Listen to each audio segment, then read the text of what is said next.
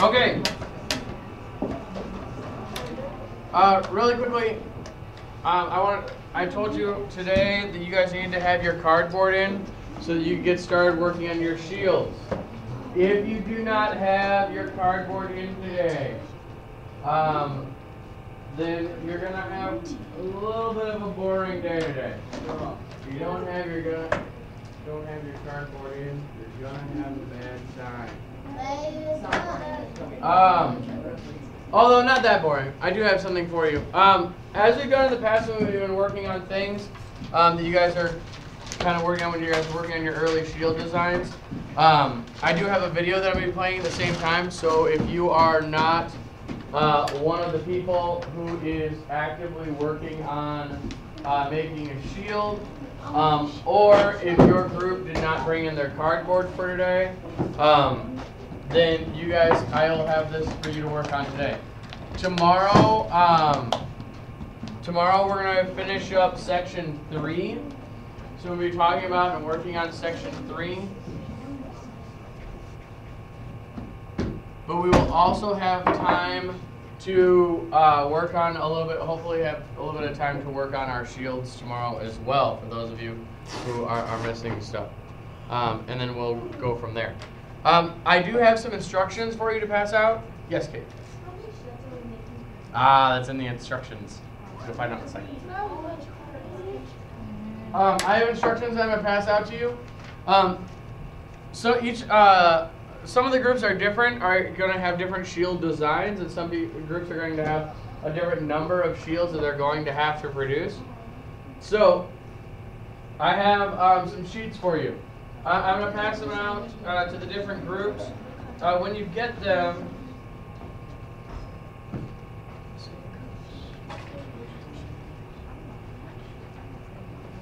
I don't have enough for everybody at the group, so I want you guys to kind of read over them together. And then you're going to share them with the other classes, so please don't take them with you when you leave. Okay? I'm going to print off some more for Gaul, Britannia, and the Visigoths. You guys kind of luck out because the Gaul, Britannia, and the Visigoths sort of all use very similar shield designs.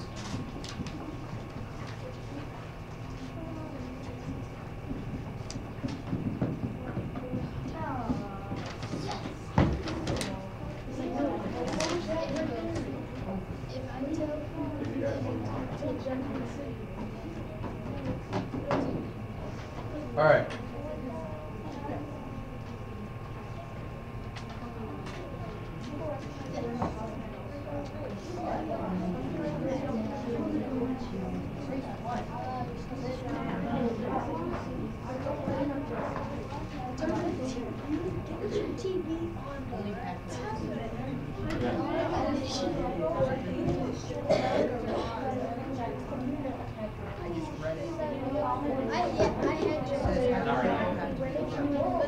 Okay.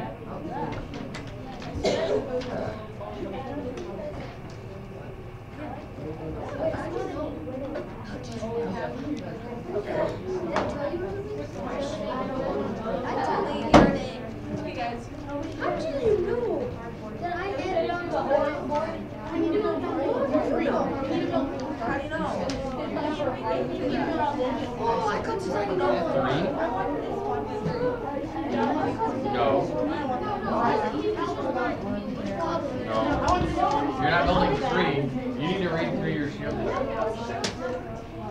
Yeah, okay. Ladies and gentlemen.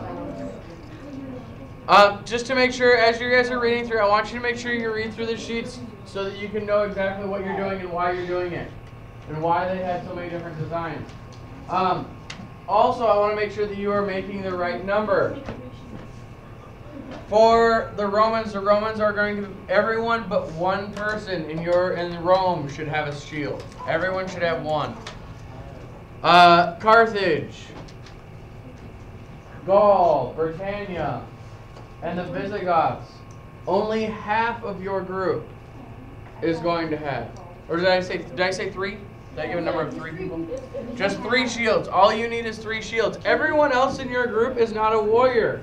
Everyone else in your group is either a child, a politician, or a woman, or an elderly person. You have 5 people in your group. Okay, so did you make 3 shields and you have 1 woman and 1 child?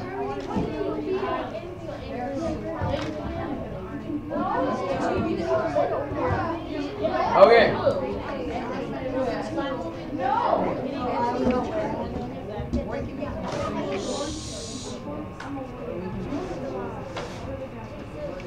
I'm going to go ahead and start. As we work on these projects, the videos that I'm going to be showing are about the different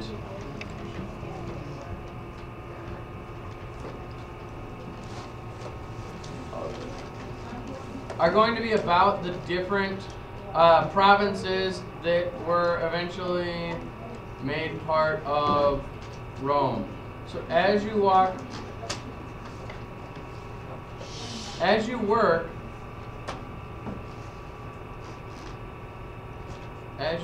watch the videos.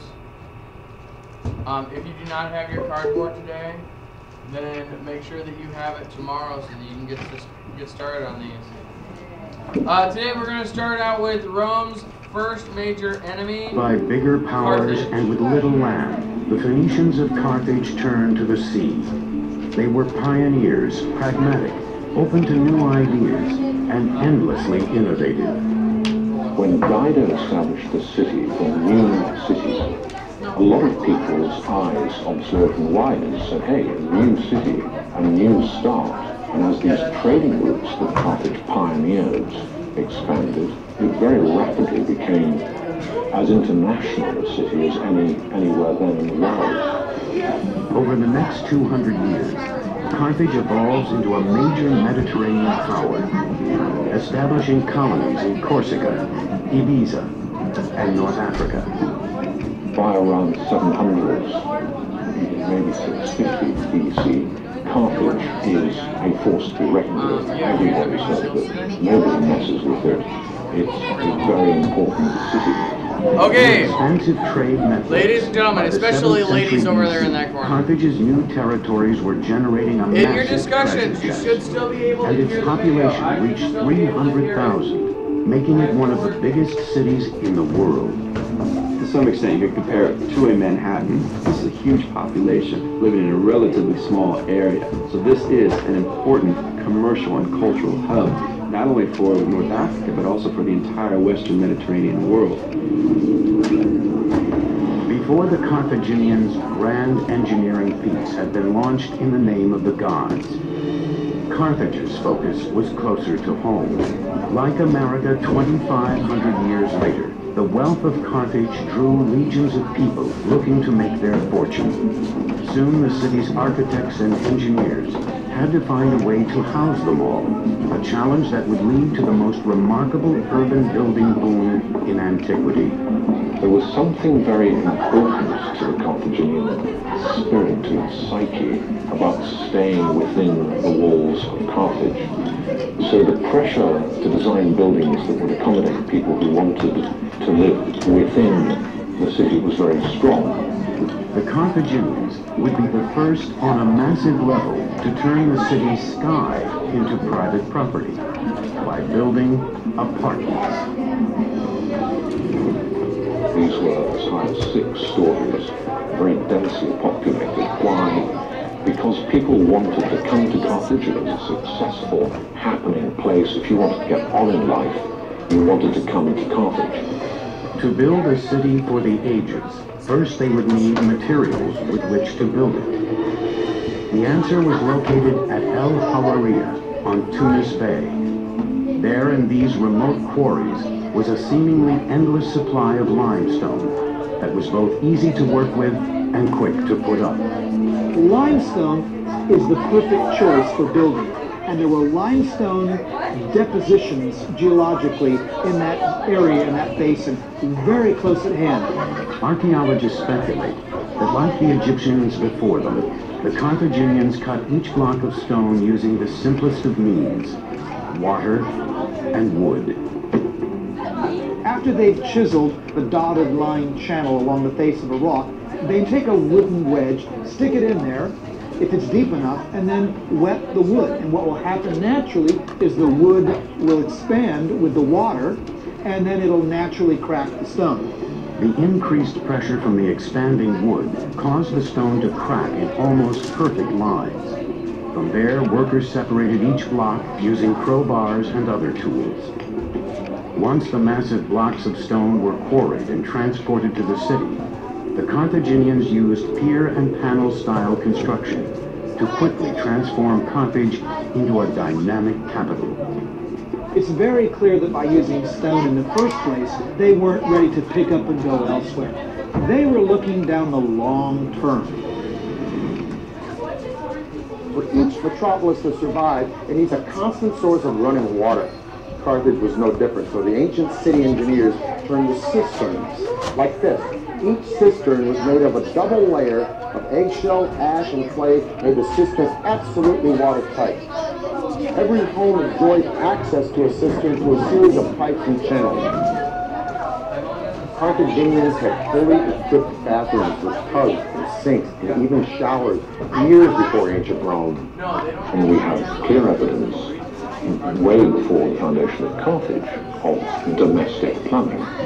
But it is Carthage by 600 BC or thereabouts, and certainly Carthaginian town of Carthage by 450 BC, that we have the first evidence of a unified system of water usage and, critically, sewage.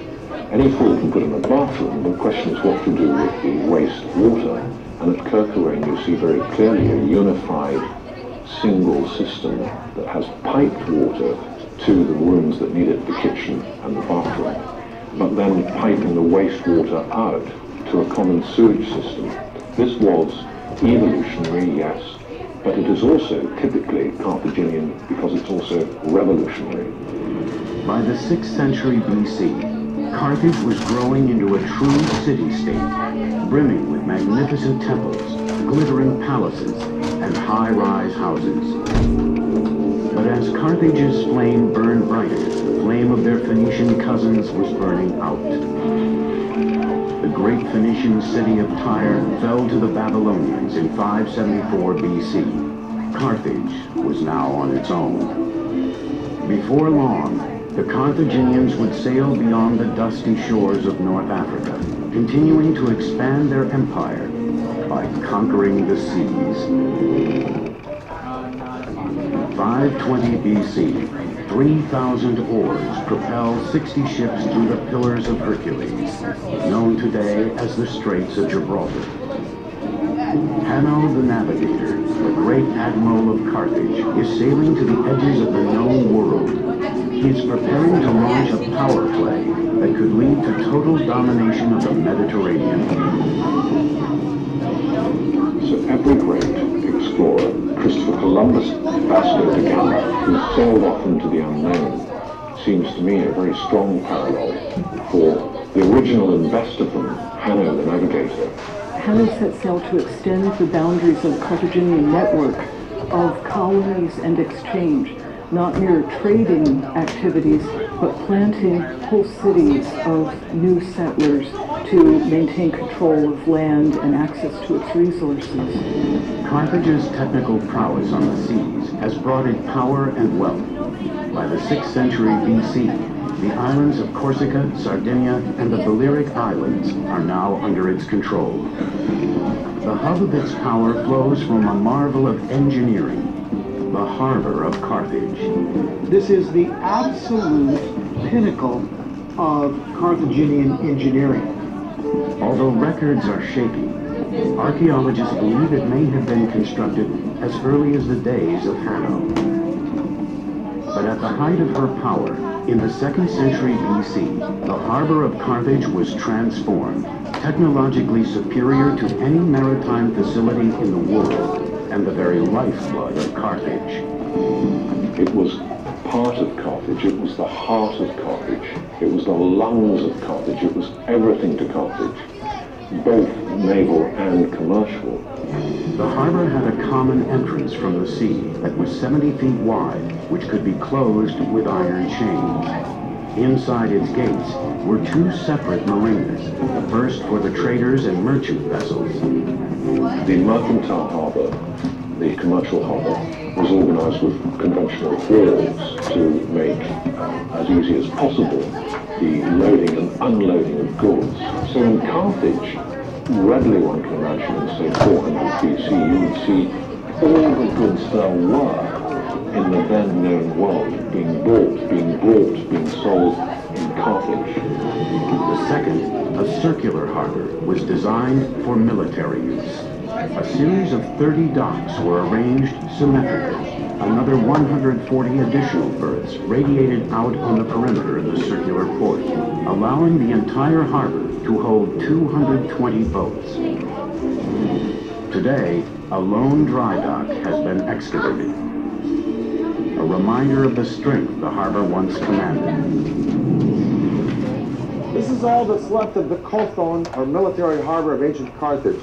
A Kothon was an interior port carved out of the land as opposed to an exterior port attached to the seaside. Now with all these beautiful villas around here, it's kind of hard to imagine that this harbor was the launch point for the wealth and power of ancient Carthage. Now the nerve center for this maritime hub was that circular island out there where there were 40 or 50 slots for boat dry docking. And on top of that island was a big tower where trumpeters would blare signals, and heralds would deliver orders, and admirals would oversee operations, like observing what ships were coming in from sea, be they friend or foe, while at the same time those ships couldn't very well observe what was going on in this port. Nobody has anything approaching this potency, this power, let alone this navigation and seafaring skill. So when the barriers are taken off the channel and shot within, they scrambled, as they did in World War II with aeroplanes. These ships are coming up fast, down this channel, out into the Mediterranean. People see them coming. Carthage is here. For 2 centuries, Carthage dominated the Mediterranean. But a rival across the sea to the north was steadily evolving into a military machine of unparalleled potency. Rome. These 2 superpowers would soon find themselves in conflict over the jewel of the Mediterranean, Sicily. Carthage was built to trade, and Sicily was critical to that trading. Why? Because it's right bang slap in the middle of the most important shipping lane in the world. Whoever controls Sicily controls these vital trade routes. The Romans saw the enormous riches that Carthage could command, and it started to just elbow into them.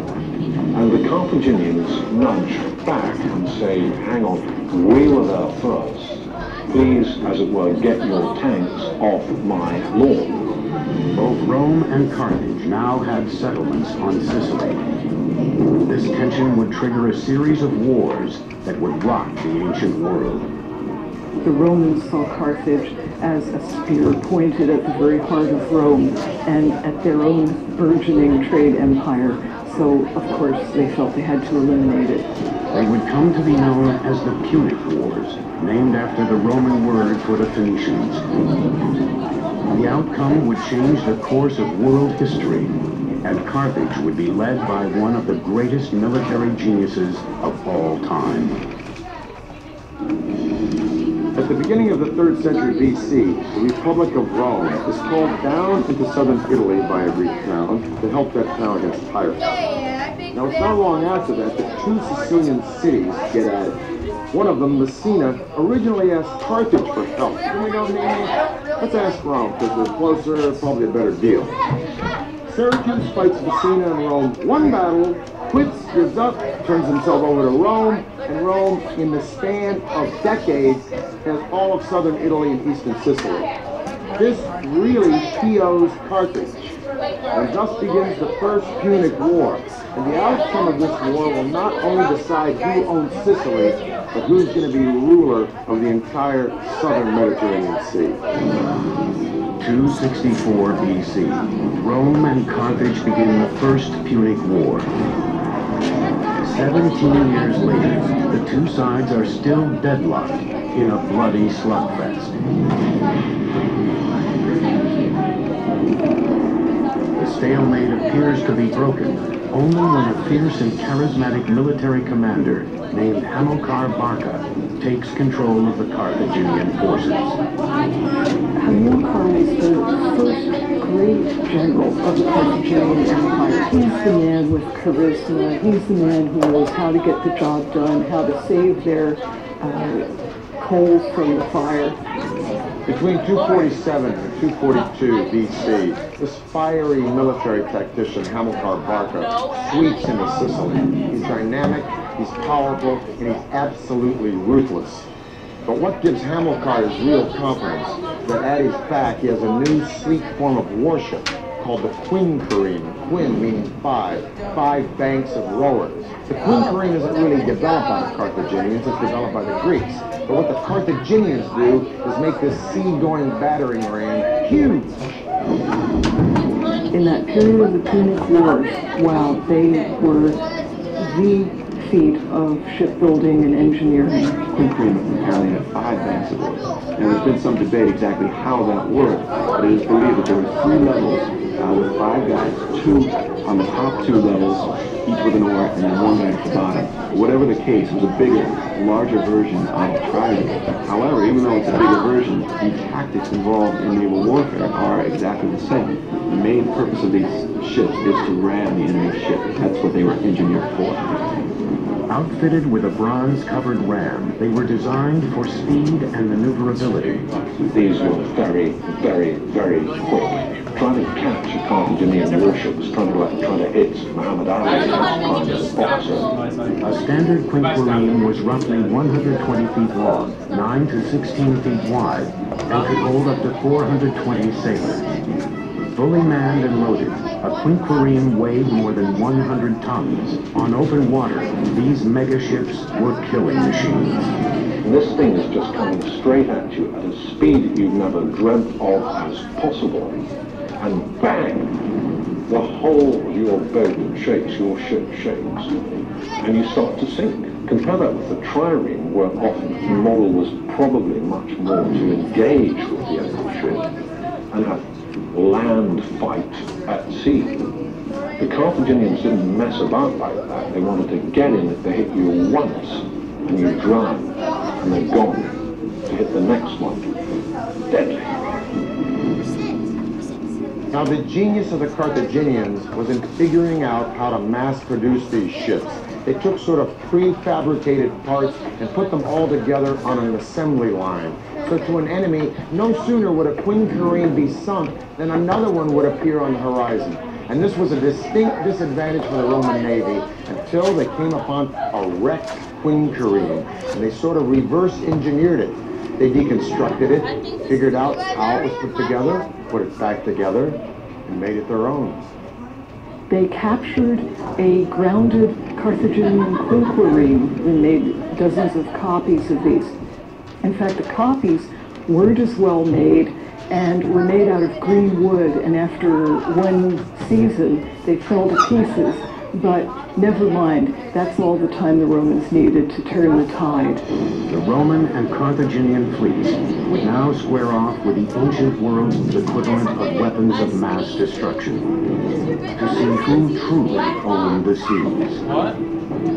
March 10th, 241 BC, the fleets met at the Agates Islands off the western coast of Sicily for one of the greatest sea battles of all time. In the hostilities of the First Punic War, the Battle of the Agates Islands fought off the coast of Sicily was a turning point. In the battle between two brilliantly engineered fleets, Carthage had the advantage in numbers. But their sleep-killing machines were bloated with grain and supplies for Hamilcar's army, camped out on nearby Sicily. Many ships were sunk or lost or captured. People weren't expecting that. The Carthaginians tried to make a break for it, but they were unable to do so because of this extra weight. That gave the Romans the victory. It was a strategic disaster. In the end, the Romans took nearly 30,000 Carthaginian prisoners. With no way of resupplying himself and his troops, Hamilcar was forced to surrender and retreat back to Carthage. It was clear the pendulum of power in the Mediterranean was now swinging ominously toward Rome. In victory, Rome gained not only Sicily, but also Carthage's holdings on Corsica, Sardinia, and the islands between Sicily and Africa. Hoping to cripple Carthage, Rome forced it to pay a large tribute. But Carthage was not ready to give up yet. It turned westward to Spain to generate new wealth. The Carthaginians send Hamilcar Barca to Spain, so his goal in 237 is to conquer as much of Spain as possible. It took 9 hard-fought years for Hamilcar to conquer the native tribes there. When he finally did, all of the land south of the Ebro River becomes part of the Carthaginian Empire. But Hamilcar paid for that conquest with his life. In 228 BC, he was killed in battle with a rebelling native tribe. Hamilcar's death in Spain was a great blow to Carthage, but it was by no means the end of Carthage. In fact, it opened the way for a whole new initiative. Legend has it, Hamilcar's 9-year-old son begged to watch his father lead Carthage in the battle with Spain. And the father agreed on one condition, that the son would promise eternal hatred of Rome and commitment to that republic's defeat. And it was thus the son, named Hannibal, became the instrument of his father's revenge. And this was the first step on a path that would transform Hannibal into the most devastating foe that the Republic of Rome would ever face.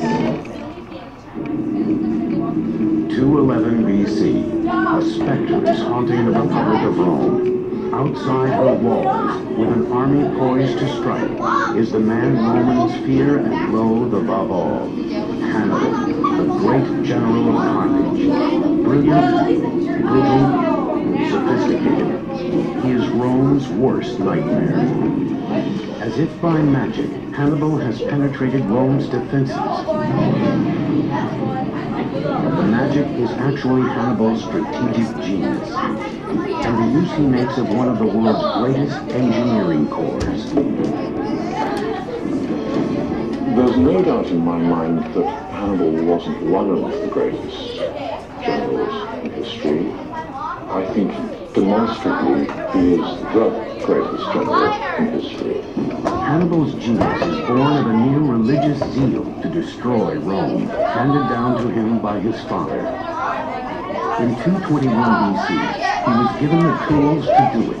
At the age of 26, he took command of the Carthaginian army. Hannibal was certainly Hamilcar's son. He was a crafty politician, a brilliant strategist, a military man, but his real genius was in knowing when to use all of the great engineering developments that Carthage had at its disposal. As a commander of ironclad courage, he would launch one of the most stunning campaigns of aggression the world had ever seen.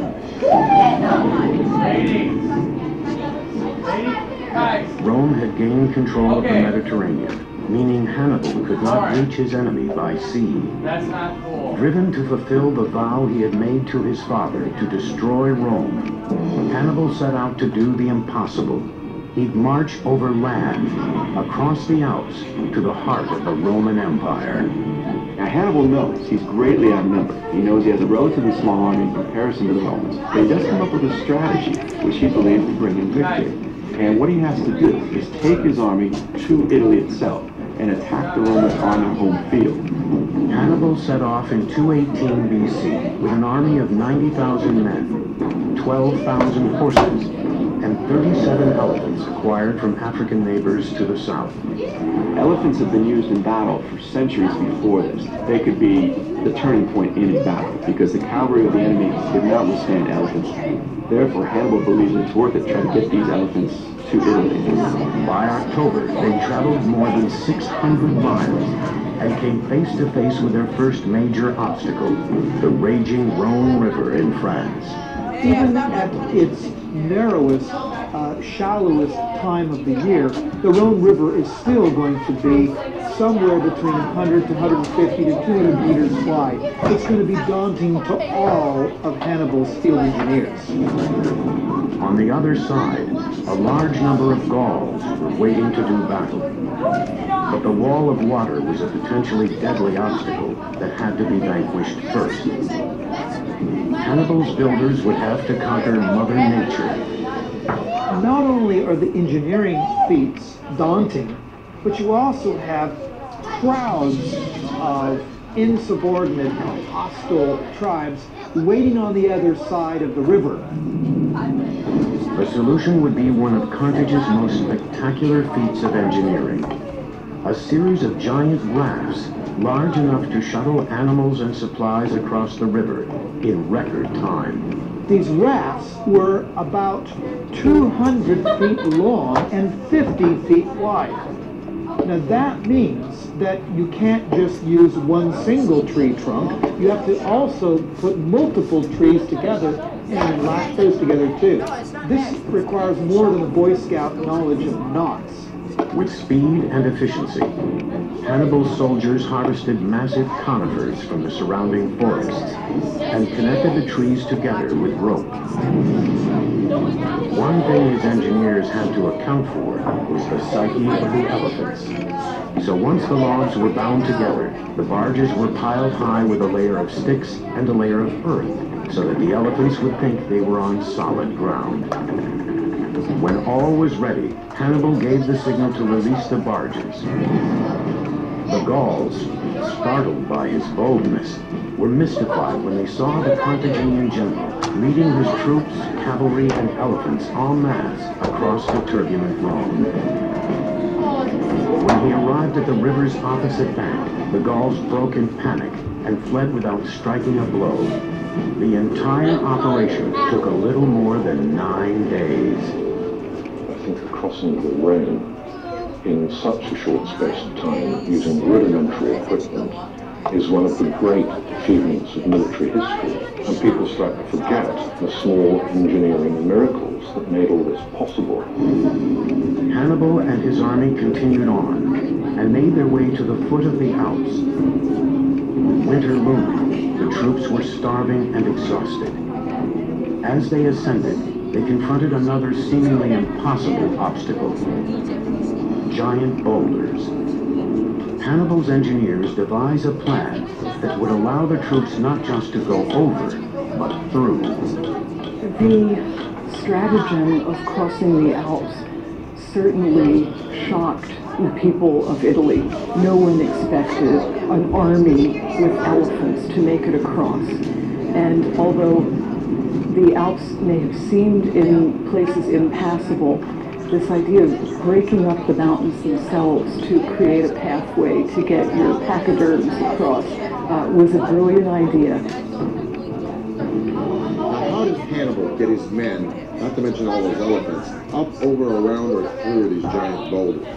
Well, according to the Roman historian Livy, he came up with an ingenious plan along with his engineers that would literally move mountains. They cut big crevices through these boulders, and then they got wood from the surrounding forest. They wrapped these boulders in the wood, and when the wind was right, they torched the wood. The rocks would heat up, and just when they were hot enough, they poured boiling vinegar into the crevices. Okay, ladies and gentlemen, we need to start getting things cleaned up. So please make sure your quartermasters have your shields. Make sure your quartermasters have your shields together and all your supplies. Make sure all of your excess garbage is in the trash.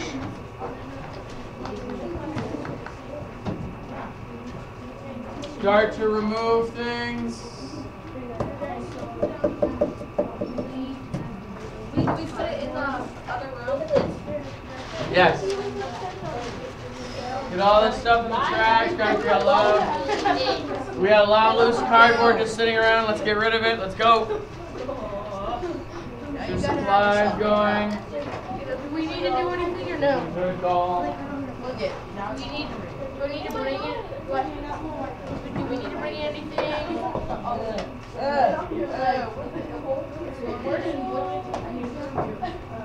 I need to bring anything or do anything?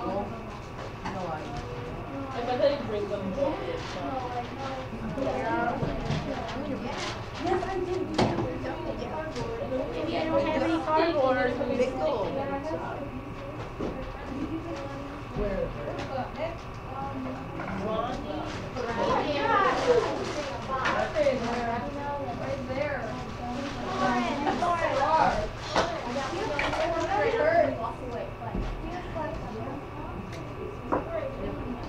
I was gonna buy black paper, but I thought I do have good paper. It's polka dot. It's zebra. I have makeup tape. Alright guys, make sure you're getting all the loose pieces of cardboard. Make sure you get all your scissors back. Borrow scissors from me. I need them. Shield designs. The packets, the sheets of paper that I gave you about shield designs, please put those in a pile in the middle of your table. And leave them there for the next group. Shield design sheets need to go in a pile in the middle of the table.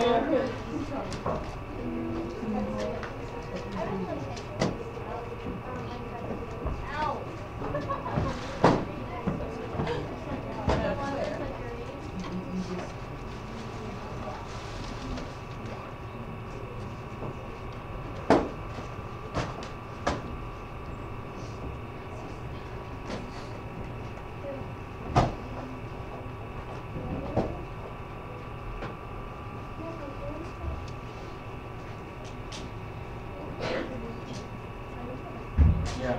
Although your group needs to get this stuff going. Can we really get a pass? Later, but you guys can get this. I know.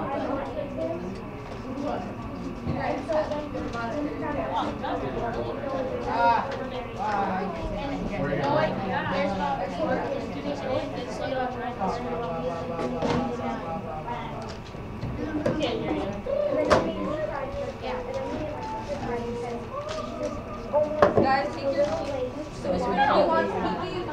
No, those need to stay there. Guys, once again, groups, make sure that your packets on shield design are sitting on the desk. The spider web. Really, really huge spider web. Put it Well, maybe I'll throw you up in there. I want to touch it, kind of.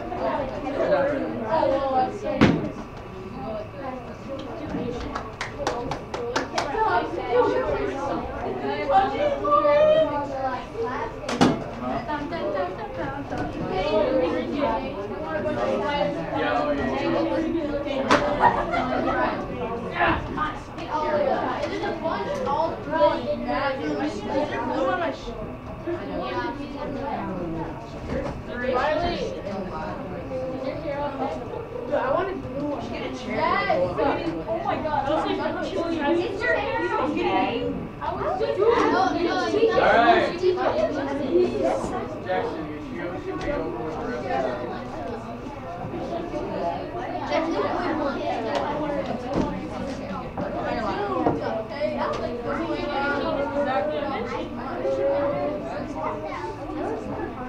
We have a test now?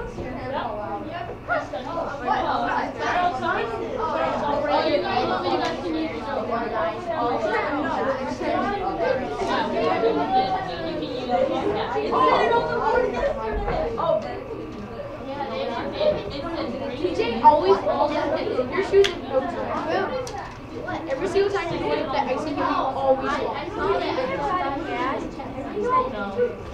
Oh, check our old. I'm gonna stay home tonight. My PS4 the entire day. Dude, I don't know if she gave us Yeah, PS4 the entire day. That was not that was that's our testing. Wait, no, we're not done. Are you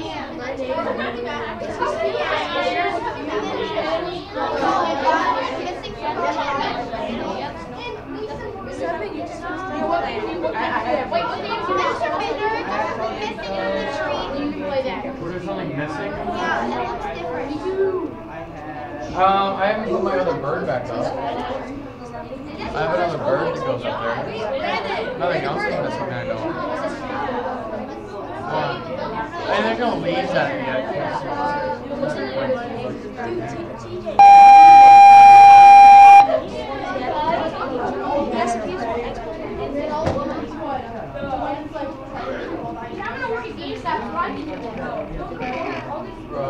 Probably not.